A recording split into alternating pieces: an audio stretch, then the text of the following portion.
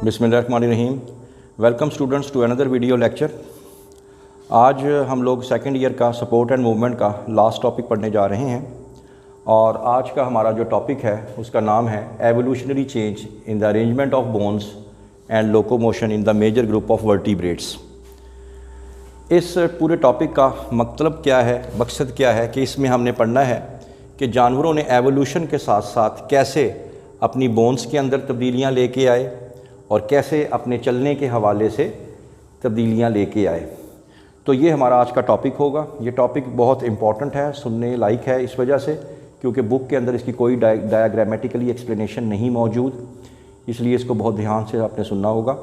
तो सबसे पहले क्योंकि हम वर्टिब्रेट्स की बात कर रहे हैं तो हम भी यहाँ पे वर्टिब्रेट्स का ही जिक्र करेंगे।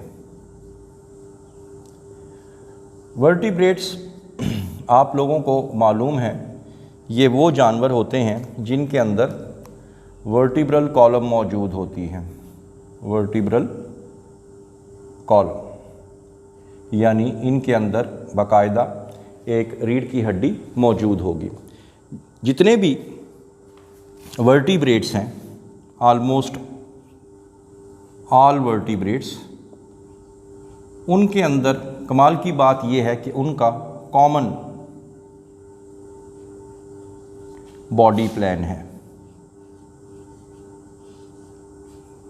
उनका जो बॉडी प्लान है वो ऑलमोस्ट कॉमन है, यानी जो हड्डियाँ रीढ़ की हड्डी के रखने वाले जानवरों में पाई जाती हैं वो थोड़ी बहुत तब्दीली के साथ वो ऑलमोस्ट सेम है। अगर थोड़ा सा अगर फ़र्क है, अगर डिफरेंस आ रहा है तो डिफरेंस भी क्यों आ रहा है? डिफरेंस इस वजह से आ रहा है बिकॉज ऑफ हैबिटेट, क्योंकि वो जिस माहौल में रहते हैं उस माहौल के हिसाब से उन्होंने अपने अंदर तब्दीलियां लेके आए हुए हैं, अपनी बोन्स के अंदर भी और लोकोमोशन के अंदर भी। मिसाल के तौर पे कुछ जानवर ऐसे हैं रीढ़ की हड्डी रखने वाले जो स्विमिंग कर रहे हैं, उनके अंदर थोड़ा सा डिफरेंस होगा बोन्स का, लोकोमोशन का। नंबर 2, कुछ ऐसे हैं जो वॉकिंग कर रहे हैं या रनिंग कर रहे हैं, उनके अंदर थोड़ा सा डिफरेंस होगा, लेकिन मेन बोन्स ऑलमोस्ट सेम होंगी। और कुछ ऐसे हैं जो कुछ फ्लाइंग कर रहे हैं। तो है बॉडी प्लान कॉमन, लेकिन अगर डिफरेंस है तो वो किस वजह से है? वो इस वजह से है कि उनका हैबिटेट डिफरेंट है। इसी को ही हम लोगों ने अपने कॉन्टिन्यूएशन में लेके आना है। इन तीनों को ही हमने हेड को डिस्कस करना है। अब स्विमिंग के हवाले से देखा जाए तो फ़िश हमारे जहन में आती है। अब ये जो फ़िश हैं, फ़िश भी एक वर्टिब्रेट है, एक्वाटिक, प्योरली एक्वाटिक है, पानी में रहती है। तो ये आप लोगों ने बताना है। फ़िश यहाँ पे जो जिक्र किया गया है वो कार्टिलेजिनस फ़िश का जिक्र किया गया है। कार्टिलेजिनस फ़िश, कार्टिलेजिनस फ़िश नरम हड्डी वाली एक बोनी फ़िश होती है कार्टिलेजिनस फ़िश। एग्जाम्पल में शार्क आ जाएगी, ठीक है। इसके अलावा हमारे पास डॉग फिश आ जाएगी। अब ये जो मछलियां हैं, अब ये एस शेप मूवमेंट करती हैं, एस शेप लोकोमोशन करती हैं पानी के अंदर। एक तो इनकी हड्डियां नरम होती हैं, दूसरा ये है कि ये जो मछलियां हैं इनके बाहर क्योंकि प्रोजेक्शन ऑफ फिन्स नहीं होती, इस हवाले से कि वो पेक्टोरल फिन्स उसके मूवमेंट नहीं कर रहे होते नहीं इस तरह करके कि जो उसमें मूवमेंट करें और इसको आगे, तो लिहाजा ये एस शेप मूवमेंट करती हैं। जो पेक्टोरल मसल्स इनके होते हैं जैसे शार्क वगैरह के, वो मूवमेंट के लिए, वो बैलेंसिंग के लिए होते हैं, लेकिन ज़्यादातर ये मूवमेंट कैसे करते हैं? S shape. और उससे क्या होता है कि ये मछली का एंटीरियर पोर्शन है, आगे वाला हिस्सा, और ये वाला कौन सा हिस्सा हुआ? पोस्टीरियर। तो जब ये एस शेप करते हैं मूवमेंट तो बिल्कुल ये, इसको हम लोग लैशिंग मूवमेंट भी कह सकते हैं। लैशिंग मूवमेंट, लैशिंग मूवमेंट का मतलब क्या हुआ? जैसे एक हमारे पास हंटर होता है या रस्सी को आप बार बार हिलाते हैं तो वो एस शेप में मूव करती है। तो इससे क्या होगा कि ये इसकी जो पावर है वो एंटीरियर टू पोस्टीरियर मसल्स को ट्रांसफ़र हो रही होती है और ये अपनी टेल से ज़ोर से पानी को पुश करते हैं और इस तरह ये इनको ड्रैग मिलता है और ये आगे की तरफ को मूव करती हैं। तो ये आप लोगों ने इसके अंदर बता देना है कि इसमें एस शेप लोकोमोशन पाई जाती है। उसके बाद अगर हम लोग आगे कंटिन्यू करें, फिश के बाद हम लोग आ जाते हैं लैंड वर्टिब्रेट्स पे। लैंड वर्टिब्रेट्स पे आ जाते हैं। अब लैंड वर्टिब्रेट्स में खुश्की पे पाए जाने वाले जो रीढ़ की हड्डी रखने वाले जानवर हैं उनकी बात करते हैं। अब खुश्की पे जो वर्टिब्रेट्स हैं वो मोस्टली क्या हैं? वो टेट्रापोड्स हैं। क्या हैं वो? टेट्रापोड्स। टेट्रापोड्स का मतलब 4 टांगें रखने वाले जानवर। इन जो टेट्रापोड्स हैं इनमें से पहले 2 का हम जिक्र कर लेते हैं। एक को हम लोग जानते हैं एम्फीबियंस के नाम से और दूसरे को हम लोग जानते हैं रेप्टाइल्स यानी क्रोकोडाइल वगैरह इनके हवाले से। अब अगर आप लोग एम्फीबियंस और रेप्टाइल्स को अगर कभी देखें, इनका बॉडी प्लान अगर आप देखें, इनके अंदर क्लियर कट होमोलॉजीज पाई जाती हैं। Clear cut homologies. वो कैसे? होमोलॉजी क्या होता है कि स्ट्रक्चर में सेम बट फंक्शन में डिफरेंस। अब सेम क्या है इसमें कि इनके अंदर सेम ये है कि इनकी जो लेग्स हैं वो एमर्ज होती हैं, निकलती हैं from the side of the body से।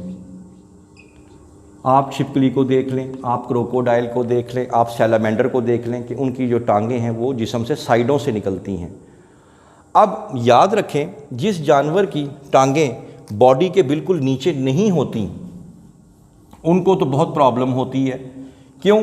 क्योंकि जो जानवर जैसे टाइगर है, जैसे ह्यूमन है, इनके बिल्कुल बॉडी के नीचे लेग्स हैं, इनको अपना वज़न कम उठाना पड़ता है। लेकिन जिस जानवर के बाजू बाहर की तरफ को होंगे और जिस्म नीचे की तरफ को होगा तो सारा का सारा वज़न जो है इनके पहले तो बाजुओं पे आ जाएगा या लिम्स पे आ जाएगा, जिसकी वजह से एक तो इनको चलना मुश्किल होगा, ये इतने ज़्यादा क्विक नहीं होंगे। दूसरी बात ये है जब ये चलेंगे तो ये चलेंगे एस शेप रिगल में। एस शेप रिगल करेंगे यानी ये रींगेंगे ज़मीन पे। क्यों? क्योंकि इनके बाजू बाहर हैं तो लिहाजा इनको पूरी बॉडी को मूव करते हुए ये भी एस शेप में इनको मूव करना पड़ेगा। तो ये आप लोगों ने इसके अंदर बता देना है। इसके अलावा और क्या क्या चीज़ें सिमिलरिटी हैं। अब अगर आप इनका अगर कभी देखें इन जानवरों का वर्टिब्रेट्स का ख़ास तौर पे, जैसे मैंने बताया था कि वर्टिब्रेट्स में जो बॉडी प्लान है वो क्या है, ऑलमोस्ट कॉमन है। तो आप अगर इनका अगर देख लें, पेल्विक गिर्डल देख लें, पेल्विक गिर्डल देख लें तो पेल्विक गिर्डल भी तकरीबन सारे के सारे वर्टिब्रेट्स जो हैं उनके अंदर कॉमन बॉडी प्लान आएगा। मिसाल के तौर पे कैसे, ये लास्ट हमने लेक्चर में पढ़ा भी था जब हम लोगों ने ह्यूमन को पढ़ाया था आपको कि पेल्विक गिर्डल में अगर आप लोग ये देखें, यहाँ पे 2 कॉक्सल बोन्स हमने पढ़ी थी। इस हिस्से की बात कर रहा हूँ जो नीचे की तरफ को होता है। ये अगर आप लोग देखें, यहाँ पे हमने कहा था 3 हड्डियाँ होती हैं एक कॉक्सल बोन में। ये जो बड़ी हड्डी है इसको क्या बोलते हैं? इलियम। इसी तरह ये एक हड्डी होती है,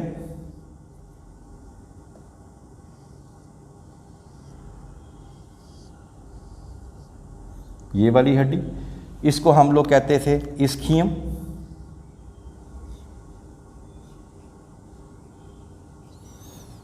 और ये वाली हड्डी जिसको हम लोग कहते हैं प्यूबिस। तो इन तीनों को जब हम मिलाते हैं तो हम इनको कहते हैं ये एक क्या बन गई? कॉक्सल बोन बन गई। अब कॉमन बॉडी प्लान की बात बता रहा हूँ। आप चाहे एलिफेंट को देख लें, चाहे आप लाइन को देख लें, चाहे आप टाइगर को देख लें, जहाँ पे ये तीनों हड्डियाँ मिलती हैं वहाँ पे यहाँ पे एक गहराई होती है, एक डिप्रेशन होता है और इस डिप्रेशन को हम लोग बोलते हैं एसीटैब्यूलम। एसीटैब्यूलम बोलते हैं इसको। ये सब वर्टिब्रेट्स में ऑलमोस्ट कॉमन है। इसका फ़ायदा क्या है? इसका फ़ायदा ये है कि यहाँ पे जो हमारे टांग की या हाइंड लिम्ब की जो पहली हड्डी जिसको हम बोलते हैं फीमर, फीमर वो यहाँ पे बॉल एंड सॉकेट ज्वाइंट बनाती है। पहला फ़ायदा तो ये हो गया, यानी अगर लेग्स या हाइंड लिम्स बॉडी से अटैच हैं तो सिर्फ़ और सिर्फ किसकी वजह से, पेल्विक गिर्डल की वजह से। पहला फ़ायदा। दूसरा फ़ायदा, आपको याद होगा हमने वर्टिब्रल कॉलम पढ़ा था, रीढ़ की हड्डी पढ़ी थी, और वर्टिब्रल कॉलम के हमने 4 रीजन्स पढ़े थे, sacral region, thoracic region, lumbar region और इसमें सैक्रल रीजन। दोबारा सुन लें, ये cervical region, thoracic region, lumbar region और सैक्रल रीजन। जो रीढ़ की हड्डी इनके दरमियान में, पेल्विक गिर्डल के दरमियान में गई होती है, उस हड्डी को, रीढ़ की हड्डी के उस पोर्शन को हम लोग क्या बोलते हैं, सैक्रल रीजन। अब यहाँ पे जो वर्टिब्रा होते हैं वो अटैच हुए होते हैं इन हड्डियों के साथ, यानी राइट और लेफ़्ट। तो इसका फ़ायदा क्या हुआ? इसका फ़ायदा ये हुआ कि जो लेग्स हैं वो कभी भी बॉडी के साथ ना जुड़ती अगर ये ना होता पेल्विक गिर्डल। और पेल्विक गिर्डल जो है इसको किससे जोड़ता है, इसको वर्टिब्रल कॉलम के सैक्रल रीजन के साथ जोड़ता है, और पूरी बॉडी जो है एक यूनाइट रहती है और आपस में ये जुड़ी रहती है, और जानवर को चलने फिरने में आसानी हो जाएगी, भागने में आसानी हो जाएगी। ये जितने भी वर्टिब्रेट्स हैं उनमें आप लोग ये देख सकते हैं, ठीक है। और ये फीमर जो है, जैसे मैंने आपको बताया, ये फीमर आपको दूसरे जानवरों में भी मिल जाएगी, लाइन, टाइगर वगैरह में भी, इंसान में भी मिल जाती है, ठीक है, फ्रॉग वगैरह में भी मिल जाती है। तो लिहाजा कॉमन बॉडी प्लान है, और ये आप लोगों ने इसके अंदर बता देना है, क्योंकि बुक में इसकी डायग्राम अवेलेबल नहीं है। अब अगर हम बात करें प्रीमिटिव टेट्रापोड्स की, जो कदीम ज़माने के 4 टांगों वाले जानवर थे, वो क्या थे, पेंटाडेक्टाइल हैविंग 5 फिंगर्स, ठीक है। आगे लिम्स में आ गए, हैंड्स आ गए, 5 फिंगर्स आ गए, पाँव में आ गए 5 फिंगर्स। तो उनके पाँव में, हाथों में 5-5 उंगलियां हुआ करती थी। लेकिन वक्त गुजरता गया तो इन बोन्स के अंदर फ्यूजन भी होती गई, ये आपस में कुछ हड्डियां आपस में चिपकना शुरू हो गई, और कुछ हड्डियां जो है वक्त गुजरने के साथ साथ क्या हो गई, रिड्यूस हो गई। यानी आपको हमने बताया कि हमने एवोल्यूशन पढ़नी है, जानवरों ने तब्दीली लेके आनी है, जानवरों के अंदर कैसे तब्दीली लेके आए। अब हुआ ये कि जो लेग्स हैं वो बनीथ द बॉडी आ गई, बनीथ द बॉडी, बिल्कुल नीचे आ गई। और मैं बता चुका हूँ आप लोगों को कि जो जानवर जो है बनीथ द बॉडी लेग्स रखता है वो एफिशिएंटली भाग, कभी टाइगर को देख लें, बिल्कुल बॉडी के नीचे लेग्स होंगी, लाइन को देख लें, बिल्कुल बॉडी के नीचे लेग्स होंगी। तो ये जानवर थोड़े से स्विफ्ट होते हैं, ये भाग सकते हैं, अच्छे तरीके से भाग सकते हैं, और सबसे बड़ी बात ये कि इनके अंदर स्ट्राइड लेंथ भी पाई जाती है। स्ट्राइड लेंथ का मतलब है डग भरना, ऊंचे ऊंचे जंप लगा के भागना, और इनको ये पावर, स्ट्राइड लेंथ की जो पावर ऑफ स्ट्राइड लेंथ है, ये कैसे मिलती है? तो सिंपल सी बात ये है कि अगर आपने कभी टाइगर को शिकार करते देखा हो कि वो अपनी पिछली लेग्स को बेंडिंग डाउनवर्ड कर लेता है स्प्रिंग की तरह, और अपनी स्पाइन को अपवर्ड करता है, और पिछली टांगों को ज़मीन पे ज़ोर से प्रेस करता है, और एकदम जंप वाली कुव्वत, जैसे स्प्रिंग खुलता है तो स्प्रिंग ऊपर को उठता है, तो ये स्पाइन यानी अपनी रीढ़ की हड्डी को एक कर्व दे देते हैं, अपनी जो हाइंड लेग्स हैं उनको ज़ोर से ज़मीन पे मारते हैं, और ये ग्रेट जंप लगाते हैं, और अपने दुश्मन को ईज़िली या अपने शिकार को ईज़िली ये पकड़ लेते हैं। और पिछली टांगें जो हैं वो फुली एक्सटेंड हो जाती हैं, और सारी की सारी जो पावर है, फोर्स है, वो ज़मीन को प्रोवाइड करते हैं, और ये जंप लगाते हुए अपने शिकार की तरफ चले जाते हैं। तो ये आप लोगों ने इसके अंदर बताना है। उसके बाद अगर हम लोग अपने इस टॉपिक को कंटिन्यू करें, तो कंटिन्यूएशन के हवाले से ये तो हमारे हो गए मैमल्स के बारे में। अब आ जाएं फ्लाइंग के हवाले से, फ्लाइट के हवाले से। अब अगर हम लोग फ्लाइट के हवाले से देखें, और मैं जैसे बता चुका हूं कि उड़ना जो है ना सिर्फ टोटली डिफरेंट होता है बल्कि डिफ़िकल्ट भी होता है, ठीक है, डिफरेंट बट आल्सो डिफ़िकल्ट। इसको ऐसा क्यों? इस वजह से क्योंकि पानी में भी सपोर्ट मौजूद है, खुश्की के जानवर को भी क्या मिल जाती है, सपोर्ट मिल जाती है। लेकिन हवा में तो उड़ना है, अपने ही बलबूते पे उड़ना है।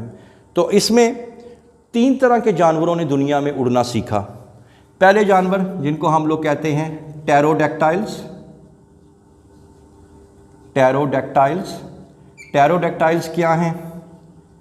प्रीमिटिव फ्लाइंग रेप्टाइल्स, उड़ने वाले reptiles.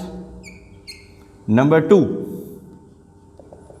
Birds and number 3 bats. Bat क्योंकि एक मैमल है, तो ये 3 तरह के जानवरों ने उड़ना जो है फ़ज़ा में सीखा। अब सबसे पहले हम लोगों ने ये बताना है कि इन्होंने कौन कौन सी एडॉप्टेशंस ये अपने अंदर लेके आए, कौन कौन सी अपने अंदर बुनियादी तब्दीलियां लेके आए जिसकी वजह से इन्होंने उड़ना सीखा। कल के लेक्चर में बताया भी था आपको। नंबर 1, इनकी जो बोन्स होती हैं वो क्या होती हैं? वो हॉलो होती हैं। जितनी बोन्स अंदर से हॉलो होंगी उतना ही वज़न कम होगा, उड़ने में आसानी होगी। नंबर 2, इनके अंदर कुछ बोन्स जो हैं वो क्या होती हैं? रिड्यूस होती हैं, छोटी होती हैं, होनी भी चाहिए ताकि वज़न कम हो। कुछ बोन्स जो हैं इनमें एब्सेंट होती हैं, होनी भी चाहिए ताकि वज़न इनका क्या हो? कम हो। इनके अंदर क्या होते हैं? फीदर्स जो हैं, पर जो हैं, ये भी बहुत ज़रूरी हैं। क्यों? फीदर्स बॉडी को क्या रखते हैं? वार्म रखते हैं ताकि क्या दे सकें? एनर्जी दे सकें उड़ने के लिए। दूसरी चीज़, फीदर जो है प्रोवाइड लार्ज सरफेस एरिया, और उड़ने के लिए ये पर जो है ये एक लार्ज सरफेस एरिया प्रोवाइड करते हैं।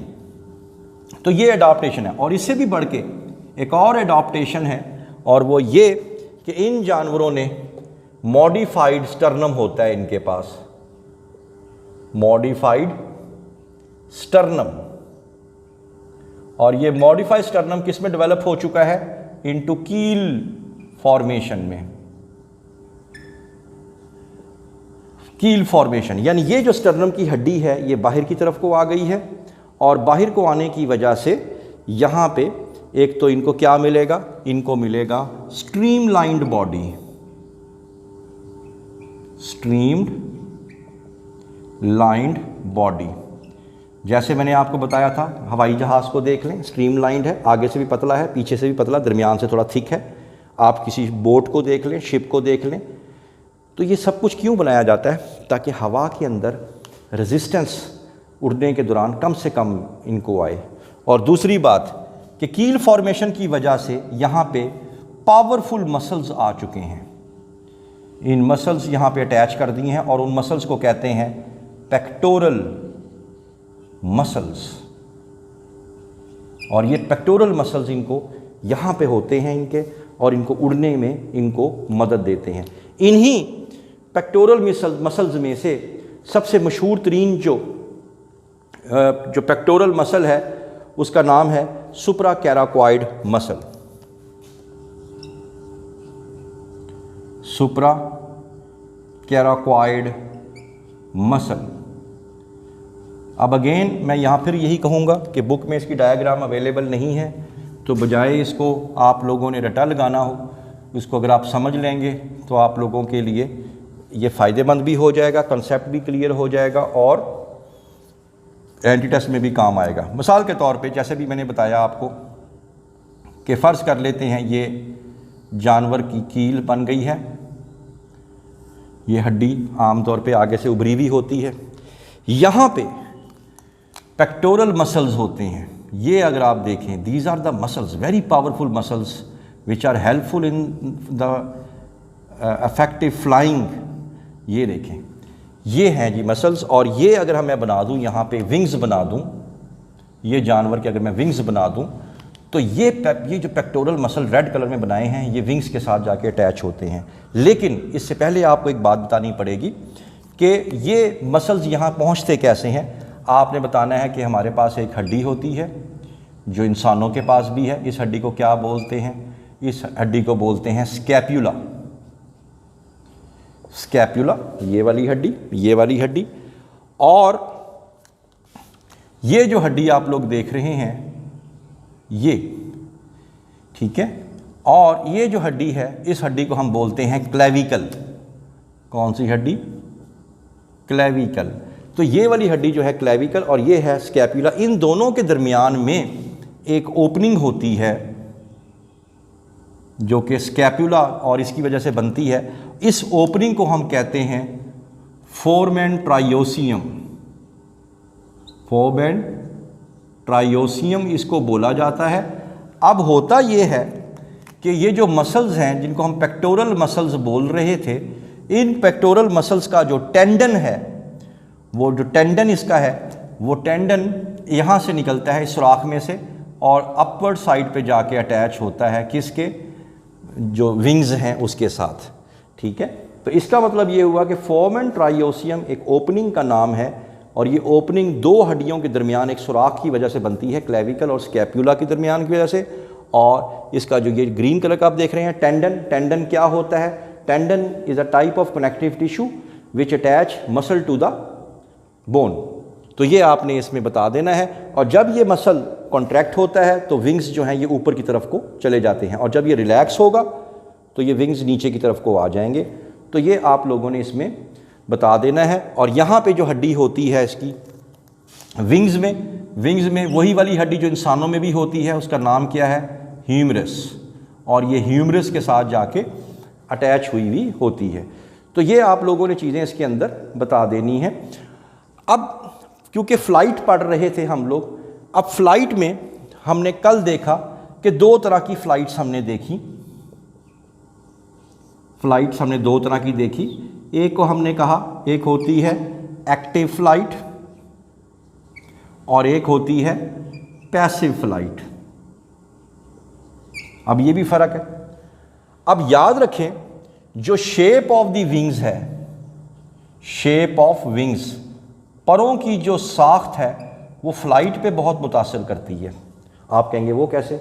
वो देखें, अगर जो एक्टिव फ़्लाइट करने वाले जानवर हैं जो हर वक्त परों को फड़फड़ाते रहते हैं, उन जानवरों के अंदर खूबी क्या है? उन जानवरों के जो विंग्स हैं वो नैरो वो शॉर्टर होते हैं, छोटे होते हैं, और ब्रॉडर होते हैं, चौड़े होते हैं।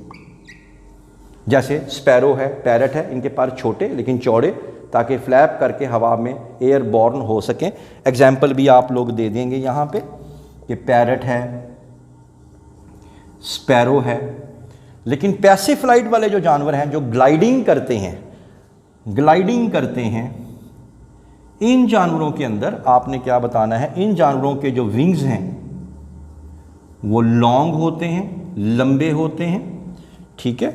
इसके शॉर्ट थे और इसके जो विंग्स हैं वो क्या होंगे? वो थिन होंगे। तो शॉर्ट का यहाँ ब्रॉड का क्या आ जाएगा?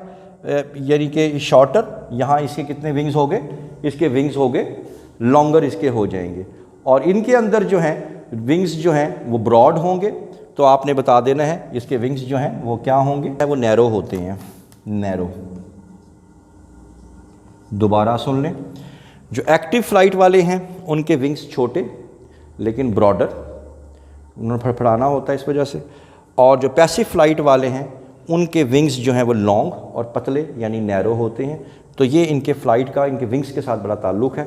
तो ये आप लोगों ने बता देना है। I hope that you have understood the lecture today. For more interesting videos please stay connected with us. Thank you very much.